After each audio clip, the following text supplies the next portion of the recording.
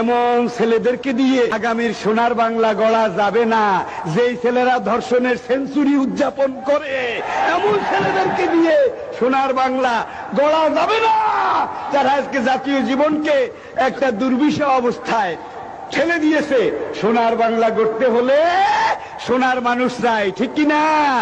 আর সোনার মানুষ বানাবার মেশিনারি এই একটা, আর এটারই প্র্যাকটিক্যাল রূপ। লাকাদ কানা লাকুম ফি রাসূলিল্লাহি উসওয়াতুন হাসানা।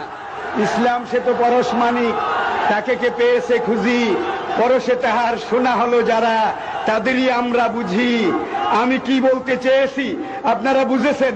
আমার হাতে মামলা আছে, আমার হাতে হামলা আছে, আমার হাতে কামলা আছে, আমার হাতে আমলা আছে, আমার হাতে গামলাও আছে। এইবার আমি মনে করি যে আমি সবকিছু, ঠিক কিনা? এইভাবে পুরা জাতি আজকে উচ্ছন্নে যেতে বসেছে। সুধীমণ্ডলী, যে আয়াত অংশ আমি নিয়েছি, লাকাদ কানা লাকুম ফি রাসূলিল্লাহি উসওয়াতুন হাসানা, বাবা হিসেবে, স্বামী হিসেবে, পিতা হিসেবে, সেনাপতি হিসেবে, রাষ্ট্রপতি হিসেবে, বিচারপতি হিসেবে, বিজয়ের মহান আদর্শের নেতা হিসেবে মুহাম্মদ সাল্লাল্লাহু আলাইহি সাল্লাম সর্বশ্রেষ্ঠ কিনা বলুন? এনসাইক্লোপিডিয়া ব্রিটানিকা বলছে।